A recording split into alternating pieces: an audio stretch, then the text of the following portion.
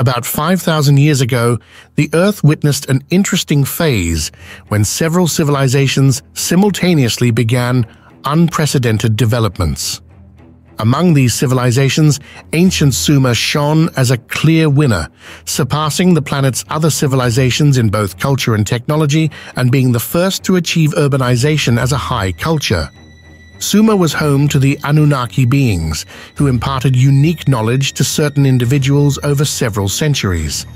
The culture had clear shamanistic nuances, as belief in spirits of nature, demons, and possession was strongly incorporated into traditions. The culture also valued messages received in dreams, encounters experienced in trances, and psychedelic substances, which served as gateways. What the ancient priesthoods and selected students learned has since been passed down as tradition in mystery schools to new ears through the ages, likely to this day. In addition to all their inventions, Sumer nurtured the first elite of secret knowledge in our time, who, like the Anunnaki, believed they could reach forces that do not inhabit this dimension, at least not in the way we are accustomed to. I believe this tradition has not disappeared. During decades of research to find some understandable, sometimes even tangible truths from history and antiquity, I have noticed that the so-called elite has an obsessive need to hide or possess certain elements, objects, or values that prevailed in the ancient world. One natural reason for this is that history is one of the most important tools when it comes to the possibility of shaping and directing the present and thereby the future. But is this tool merely about changing the course of historical events according to an agenda? Or are there unknown forces from antiquity that are the object of eternal pursuit, unknown to the common people? Because history, contrary to many people's understanding, is not a correct factual timeline, but consists mainly of data points, which are people, events, and places of events, it is easily manipulable, as our fragile understanding of the prevailing time is built only on the successful combination of these individual data points. Therefore, it is by no means certain that this network of nodes is always true, but it is likely that the veil of lies has covered many a constructed conception. Of course, we have tools with which we can strive to achieve understanding.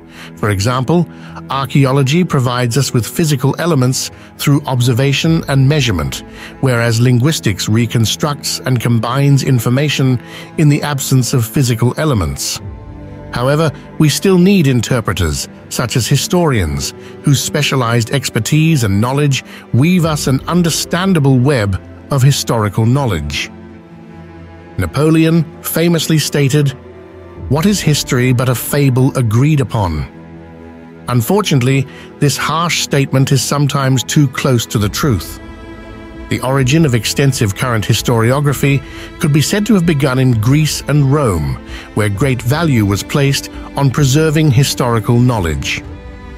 Depending on the author and his preferences, fragments of knowledge were recorded from which we can still enjoy today.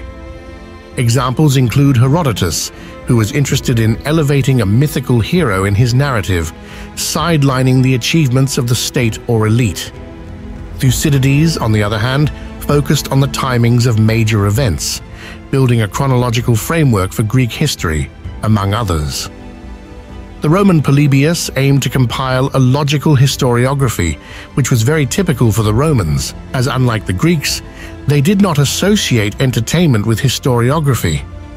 And we are still on this Roman path, which I personally do not consider a good thing.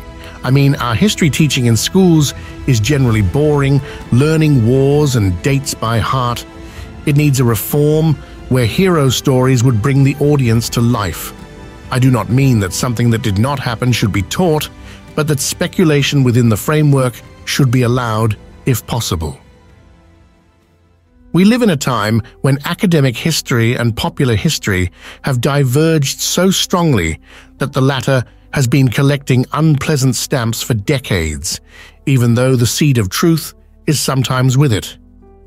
I have even heard of universities where the first courses in basic history education are dedicated to refuting the claims of so-called pseudo-archaeologists, learning to argue for dogma just for the sake of dogma, and learn so-called academic language with which the research itself becomes pedantically boastful academic jargon publications.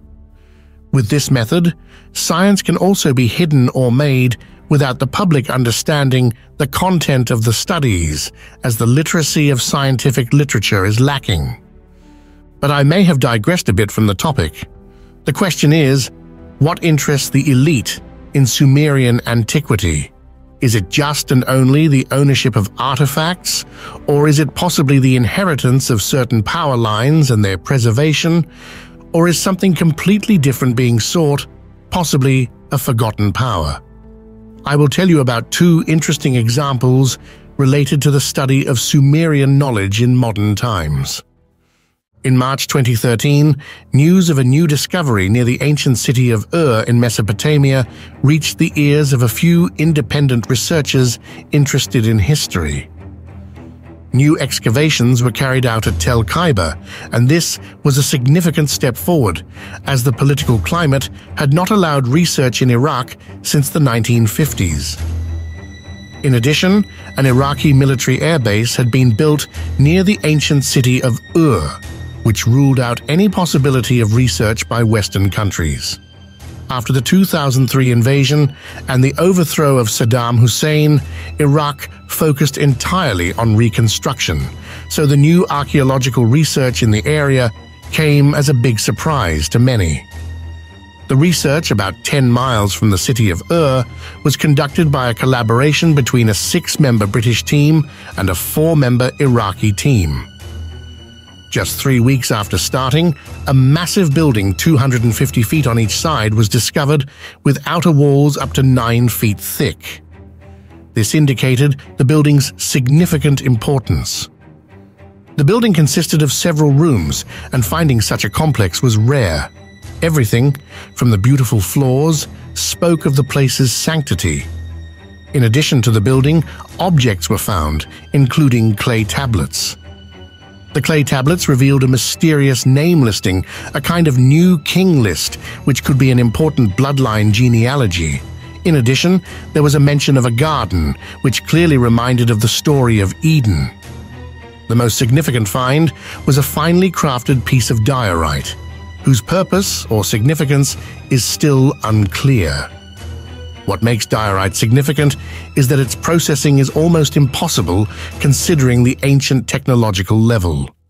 The place was bursting with other discoveries, including connections to the Sirius star. The discoveries extended beyond a single unearthed structure, as multiple additional buildings were discovered in close proximity, indicating that this site in Mesopotamia was of a magnitude comparable to the Giza Plateau in Egypt. But what was told to the world about this? Virtually nothing. A few findings were mentioned in brief words at a press conference held for the media. This aroused the interest of independent researchers, as the importance of the discovery was clearly being concealed. The question arises, why? Is the answer in the funders, as if one follows the supporters of the research, one ends up in the big oil industry, world banks, industrial elite families, and the Nazis? Quite something, isn't it? One of the major donors was the heir to one of the world's richest families and a relentless art collector, Baron Lorne Thyssen-Bornemisza. The Thyssen-Bornemisza family consists of long-line collectors and owns the world's largest collection of ancient artifacts, which can only be challenged by the collection in the name of Queen Elizabeth. The Thyssen-Bornemisza family belongs to those elite families who believe they are of ancient Mesopotamian bloodline. The current imperialist family and power of Thyssen are somewhat derived from Friedrich Thyssen, who founded industrial conglomerates and banks in the early 20th century, financing the Nazi Party in the 1920s. In 1931, he joined the party and befriended Adolf Hitler, continuing to finance the Nazi war machine from his foreign banks. Friedrich had interesting friends, as his business partner was Prescott Sheldon Bush, the father of George Herbert Walker Bush. Prescott Bush's influence was extensive. He acted, among other things, in the so-called secret brotherhood, the Order. But why is this elite so interested in supporting archaeological excavations? Here I think I have to quote Orwell: "He who controls the past controls the future. He who controls the present controls the past." The same tangles problem also includes certain researchers, as although it sounds even strange, researchers are handpicked for certain projects as they are loyal to the ideology. I know that by stating this, I may cast a shadow over science, but it would be foolish to fool oneself that the flow of money does not reach the grassroots level. I have to speculate. Is the elite in search of the secret and knowledge known as Nisirtu, a wisdom preserved by scribes educated in the Enki mystery schools over thousands of years? These preserved secrets, copied over and over again, found their way into the Royal Library of Ashurbanipal, which later served as a model for the Library of Alexandria. King Ashurbanipal was one of the last scholars who mastered the ancient Sumerian language, which had been dead for about 1,500 years during his time. As the Assyrian Empire collapsed, all this knowledge disappeared until the library was rediscovered in 1847 on the east side of the Tigris. I will probably make an episode about the library's contents sometime in the future. Our story continues to the Iraq National Museum, which was founded in 1923 and has since been moved, enlarged, and improved. Before the Gulf War, the museum had, among other things, over 10,000 prehistoric artifacts, and this displayed collection was only about 5% of the museum's collection. Although the 1990-91 war damaged the museum's exterior structures, the collections remained and their number increased in the coming years as other collections were transferred from local museums to the main museum. During the Iraq War in 2003, something odd happened. The museum was closed to the public. Collections were moved to the museum's storages for safety.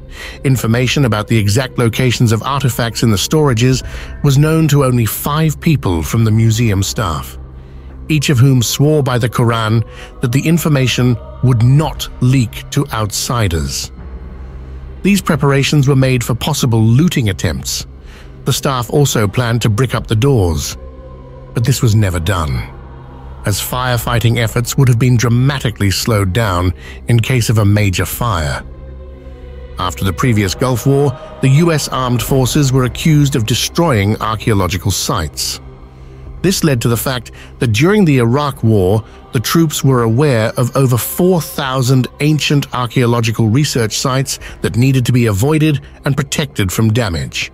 However, the US armed forces were not committed to preventing Iraqis from conducting their own looting or vandalism. On March 19th, the United Forces occupied Iraq. On April 5th, they arrived in Baghdad. Around the same time, the National Museum was evacuated, and the United Armed Forces took up positions nearby. 3 days later, on April 8th, Iraqi military forces arrived. Official reports do not agree or even have a consensus on who these forces were. At the scene near the museum, a fierce armed conflict lasting over 2 days took place, during which, on April 10th, a looting gang emptied the museum. They returned again on April 12th. The US Armored Forces arrived on April 16th to secure the museum, but by then, it was too late. The aftermath of this incident was perplexing. The US, or United Forces, were accused of not intentionally securing the museum, but allowing free access to collectors' scent gangs, who were free to shop in the museum. The military forces were even accused of direct assistance and carrying artifacts. 20,000 items were taken from the museum, including 5,144 clay tablets. Shopping in the museum was very precise and planned, and planning would not have been possible without knowledge of the exact locations of the items, which were already known to the mentioned 5 people. It is also mysterious that very valuable items were left behind, whose sale price would have skyrocketed, and instead, stored items, clay tablets, were targeted. The case investigator Matthew Bogdanos considers the case to be clearly planned, even to the extent that buyers for the sought-after artifacts were ready before the attack. Where did the items end up? In private collections? In elite rituals? Did the untranslated clay tablets contain Nisirtu? And if so, what are the consequences? A global war fought in dimensions beyond our comprehensions? A war of souls and consciousness? Follow for more episodes.